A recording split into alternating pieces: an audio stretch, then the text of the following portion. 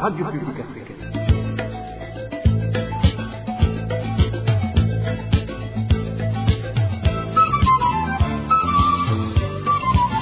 Radio Publique Africaine.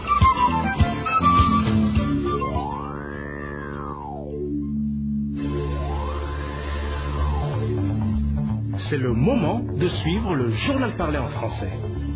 À la présentation, Daniel Claire et la Trompe. Nous sommes samedi 8 novembre 2025. Bonjour et bienvenue, amis fidèles de la RPA, à ce journal dont voici les principaux titres. Pour vaincre le choléra, le rôle du gouvernement est central, selon l'épidémiologiste comme Konakudze. Il souligne l'urgence d'améliorer l'hygiène, l'accès à l'eau potable et au traitement pour éviter de nouvelles pertes humaines. Depuis 4 mois, les habitants de Lugazi n'ont plus accès à l'eau potable et utilisent l'eau sale des rivières. Les autorités locales tranquillisent et promettent que le problème sera résolu. Vous le suivrez dans ce journal. Dans ce journal, nous évoquerons également les salubrités grandissantes dans les villes de Utanyirira où les ordures s'entassent en raison du manque de collecte régulier causé par une pénurie persistante du carburant. Bien le bonsoir mesdames et messieurs, tout de suite le développement de ces principaux titres. Ouvrons ce journal par la page droits de l'homme. L'organisation Ligiteka se dit préoccupée par la virulence des propos tenus par le chef de l'État à l'égard des défenseurs des droits humains. La déclaration a été faite par le président de la Ligiteka à la suite des paroles du président Évariste Ndayishimiye qui s'en est pris publiquement à Faustin Ndikumana et Pacifique Elimina Hadoué, tous deux responsables d'organisations connues pour leurs critiques envers le gouvernement. En chair, Nicolas Guizé appelle la communauté internationale, en particulier l'Union européenne, à dialoguer avec la présidence afin de garantir la sécurité de Faustin Ndikumana. Suivez en chair Nicolas Guizé, président de la Ligiteka. La Ligiteka est très préoccupée par les appels déguisés du président de la République et du Burundi au lynchage des défenseurs des droits humains. Hier, c'était Pacifique Ninaze, le président du FOCODE, et aujourd'hui, c'est Faustin Ndikumana, président du PARCEL. Et la Ligiteka est dépassée du soin que le président de la République, M. Évariste Ndayishimiye, met dans les préparatifs de ces SAR besogne. Et comme il se doit, si le président a dit, il ne reste que l'exécution. Et ni plus ni moins, Faustin Ndikumana, comme Pacifique, est exposé à tous les maux pour le moment. En témoignent les écrits d'une équipe du pouvoir de Gitega aux réseaux sociaux sur Faustin Ndikumana, comme quoi c'est aujourd'hui qu'ils viennent d'atterrir sur la terre. Alors que depuis 2015, l'année que le président de la République a pris référence, Faustin était toujours au pays. La Ligiteka interpelle les partenaires du Burundi, surtout l'Union européenne et d'autres missions diplomatiques accréditées au Burundi, de discuter avec la présidence sur la protection des défenseurs des droits humains en général et en particulier à ce défenseur Faustin Ndikumana en danger imminent. Par ailleurs, Faustin Ndikumana devrait bénéficier des privilèges de protection vu son rôle et apport dans la société burundaise. La Ligiteka rappelle au président de la République, M. Évariste Ndayishimiye, que la justice ne restera pas toujours muette à ses actes contraires à sa mission. Un président de la République devrait être un symbole de l'unité. La chasse aux défenseurs, au pays et à l'extérieur du Burundi, et le sang des Burundais qui coulent du jour au jour sont sur son dos. Comme je vous le disais en titre, la responsabilité dans la lutte contre l'épidémie du choléra incombe beaucoup plus au gouvernement qu'à la population, indique le spécialiste en épidémiologie. Comme Nicolas Koudé insiste sur le devoir du gouvernement dans l'assainissement et la propagation de l'eau potable au sein de la population, l'organisation des campagnes de sensibilisation sur l'hygiène, mais aussi dans la collecte de médicaments de traitement et de prévention. Selon l'épidémiologiste, tant que le gouvernement n'améliore pas les conditions de vie dans les ménages, l'épidémie décimera encore de nombreuses gens. Suivez à ce propos l'épidémiologiste comme Konakudze. Ici, il faut savoir que la fréquence et la distribution sont très importantes pour examiner les plans à suivre dans la lutte contre ou dans la riposte contre cette épidémie. Alors, les facteurs favorisants, au déclenchement, il y a les conditions de vie précaires, comme au Burundi par exemple, où la population manque cruellement d'eau potable, pas d'assainissement, pas de latrines, et une alimentation assez crue, et aussi la promiscuité, la densité de la population, et il y a aussi des situations fermées, comme dans les prisons, les écoles, les camps militaires, ou les couvents par exemple. Normalement, une prise en charge correcte devrait voir un taux de létalité de moins de 1% pour la population touchée par l'épidémie. Alors, la prévention, en quelque sorte, repose sur des stratégies à court terme, à long terme, à court terme par des mesures de riposte, de la mise en place des centres de traitement du choléra, une évaluation clinique, une formation du personnel et des recherches opérationnelles. Le choléra chez nous, c'est pas une maladie inconnue des sphères sanitaires, mais cela ne se voit pas. On voit maintenant, à cause de la pauvreté, des conditions de vie précaires, qu'on a des poussées épidémiques assez rapprochées. Et cela montre aussi bien la façon de lutte qui est à très bas niveau, si je peux dire, ou bien qui n'existe pas, ou combinée à des conditions de vie très précaires de la population. Une population qui n'a pas d'eau potable, une population qui n'a pas d'assainissement, une population qui n'a pas une hygiène alimentaire correcte. Alors, il faut un accès à l'eau potable, bien sûr, c'est la clé, et des points de lavage des mains dans tous les lieux publics, voire même à l'intérieur des domiciles. Il faut des stratégies de vaccination en cas d'épidémie pour couper court l'avancée de l'épidémie.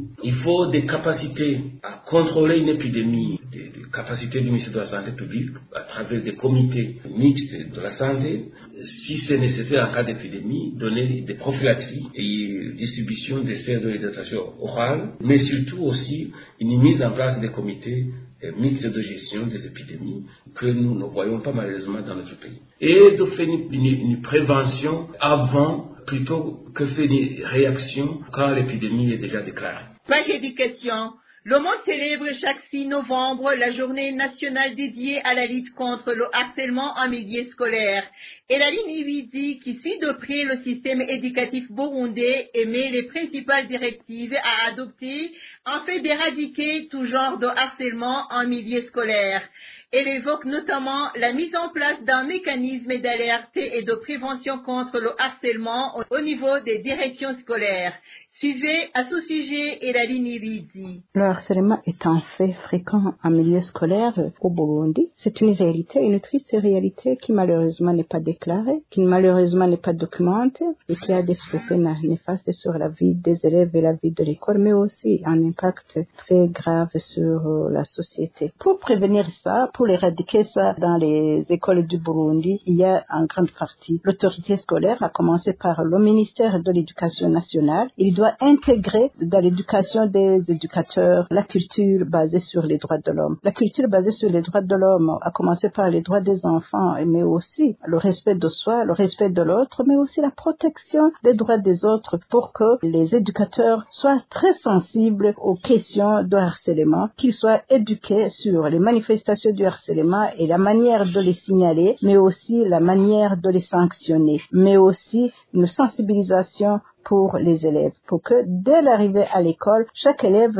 sache qu'il y a un code de conduite. Il y a le règlement scolaire, mais le règlement scolaire est vague sur certaines situations et sur d'ailleurs la plupart des situations de violation des droits humains à l'école dans le harcèlement. Les élèves, dès l'arrivée à l'école, ils doivent être éduqués à ça, ils doivent être sensibilisés à ça. Et les parents, avec la toute première réunion qui prépare la rentrée scolaire ou tout simplement qui est programmée après la rentrée scolaire, les parents doivent éduquer sur les violences en milieu scolaire pour qu'ils entraînent leurs enfants à être tolérants. Il faut qu'il y ait une éducation qui passe de l'école vers les parents et des parents vers l'école, mais aussi il faut des mécanismes pour détecter, pour alerter de manière rapide les manifestations du harcèlement en milieu scolaire et qu'il y ait des cadres pour la dénonciation, qu'il y ait des cadres aussi pour l'analyse et pour la gestion en milieu scolaire, mais aussi en collaboration avec les comités de parents d'élèves qu'on appelle le comité de gestion de l'école. Il devrait y avoir un sujet sur le harcèlement en milieu scolaire pour prévenir, pour protéger les enfants, mais aussi pour des cas qui se trouvent compliqués pour soumettre aux instances judiciaires en cas de besoin. Et il doit y avoir des mécanismes de lutter contre l'impunité, des mécanismes de protéger ceux qui dénoncent, de protéger les témoins, de protéger ceux qui défendent les droits de l'enfant à l'école. Mais il faut renforcer les textes qui existent et mettre en place une loi spécifique sur le harcèlement scolaire et combler donc le gap juridique qui existe au niveau des instruments, mais aussi au niveau des institutions, mais surtout lutter contre l'impunité. Société à présent. RPA. Il s'observe une pénurie d'eau potable sur différentes collines de la zone Elugazi, commune Kayanza, en province de Butanyerera, un problème qui dure 4 mois. Les habitants de cette zone se contentent de l'eau sale des rivières et craignent d'attraper certaines maladies de manque d'hygiène. Les administratifs confirment les faits et font savoir qu'ils suivent de près cette situation. Emmanuel Nyungeko nous en dit plus. La zone Rugazi, située en commune Kayanza, en province de Butanyerera, est composée de 8 collines. Les habitants de ces collines indiquent qu'ils ne sont pas alimentés en eau potable depuis le mois de juillet cette année 2025. Nombre d'entre eux se contentent de l'eau sale des marais et rivières, situées surtout sur la colline Tondero. Ces citoyens expliquent que cette eau contient beaucoup de verre, craignant ainsi qu'ils peuvent attraper certaines maladies. Le pire s'observe au bureau de la zone de Rugazi et au centre de santé, tous situés sur la même colline de Tondero. Ceux qui fréquentent ces infrastructures ne peuvent pas trouver de l'eau pour se laver les mains, notamment après l'utilisation des toilettes. Une source parmi les travailleurs de ce centre de santé de Rugazi qui a requis l'anonymat raconte que ce manque d'eau potable constitue un problème grave chez les femmes et les patients qui fréquentent cette structure sanitaire pour l'accouchement et autres différences. Cet employé du centre de santé de la zone Rugazi ajoute que même ceux qui reçoivent des comprimés nécessitant une prise immédiate se retrouvent dans l'incapacité de les prendre à cause de ce problème de manque d'eau qui dure 4 mois. Les administratifs à la base confirment les faits et font savoir qu'ils suivent de près cette situation. Les habitants de la zone de Rugazi demandent avec insistance aux responsables les habilités de s'activer pour la résolution de ce problème dans la mesure où le choléra s'est déjà manifesté dans certaines localités du pays, dont Bujumbura, la capitale économique. Merci à Emmanuel Nyungeko. Depuis une semaine, la ville de Lutana, située dans la province de Burunga, fait face à une grave pénurie d'eau potable. La panne du moteur chargé de pomper et de distribuer l'eau vers la ville serait à l'origine du problème. Emmanuel Ndaishimiye montre cette pénurie d'eau. Les quartiers les plus touchés par le manque d'eau dans la ville de Rutana sont Karindo, Sosiare, Majambere, Rabiro et Chizigomba, où cette pénurie dirait une semaine. Les habitants de Rutana affirment que cela est dû à la panne de la pompe électrique de la régie des eaux qui servait à acheminer l'eau. Actuellement, ils puisaient l'eau dans le ravet de Gahuna. Les difficultés résident dans le fait que nous ne pouvons pas trouver de l'argent pour payer des gens qui vont puiser de l'eau ailleurs. Ce sont des dépenses énormes. En bidon, c'est 5 simples. Lorsque tu envoies un domestique pour aller chercher de l'eau, il y passe toute la journée. Nous avons de faibles moyens. C'est la pauvreté qui nous hante. C'est vraiment un problème. Selon nos sources, cette pompe qui alimente en eau est tombée en panne. Les habitants de Lutana déclarent qu'ils doivent recourir à plusieurs moyens pour se procurer de l'eau alors qu'ils vivent déjà dans une grande précarité. Franchement, il n'y a pas d'eau ici à Rutana. Nous bénéficions de l'eau lorsqu'il y a du courant électrique. En cas de coupure, on n'a plus d'eau. Par exemple, celui qui est allé charger de l'eau à 10 heures n'est pas encore revenu car il y a trop de gens. C'est ça le problème que nous avons. C'est une grande ville et beaucoup d'habitants ont des toilettes à l'intérieur des maisons. En vérité, nous avons un sérieux problème de manque d'eau. Ces citoyens demandent aux autorités concernées de trouver rapidement une solution à ce problème car si la situation persiste, cela pourrait entraîner l'apparition de maladies liées au manque d'hygiène comme la dysenterie ou le choléra. Nous n'avons pas encore pu recueillir les réactions des autorités administratives ni des responsables de la régie des eaux dans la ville de Rutana. Emmanuel Ndayishimiye. Un manque d'hygiène se fait de plus en plus remarquer dans les principales villes des communes et de la province de Butanyerera. Dans plusieurs localités, les poubelles débordent faute d'enlèvement régulier, tandis qu'ailleurs, elles sont inexistantes. La pénurie de carburant serait à l'origine des retards dans la collecte des ordures. Reportage signé Janvier Ninina Hadzwe.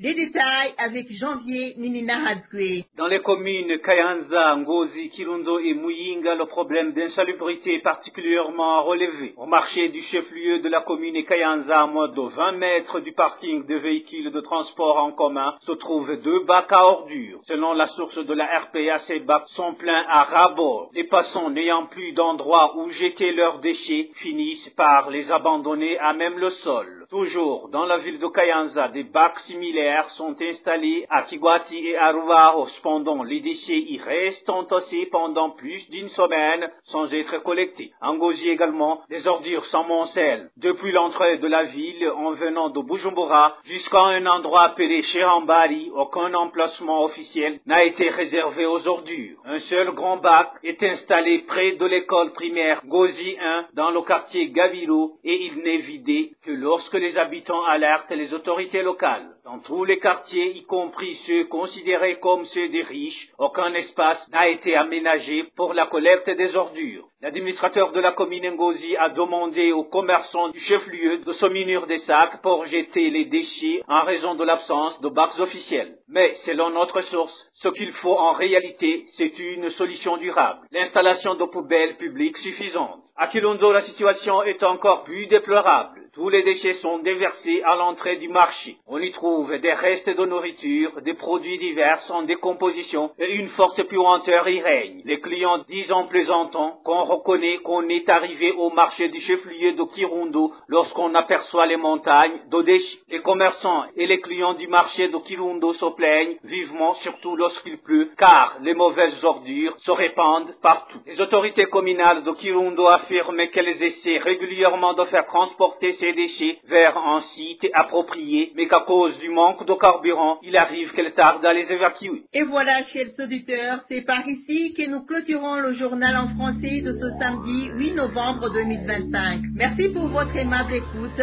Merci également aux équipes rédactionnelles et techniques pour leur franche et parfaite collaboration. À la présentation de ce journal, vous étiez avec Dani Claire Ilatrumva. Bon week-end à toutes et à tous. Au revoir.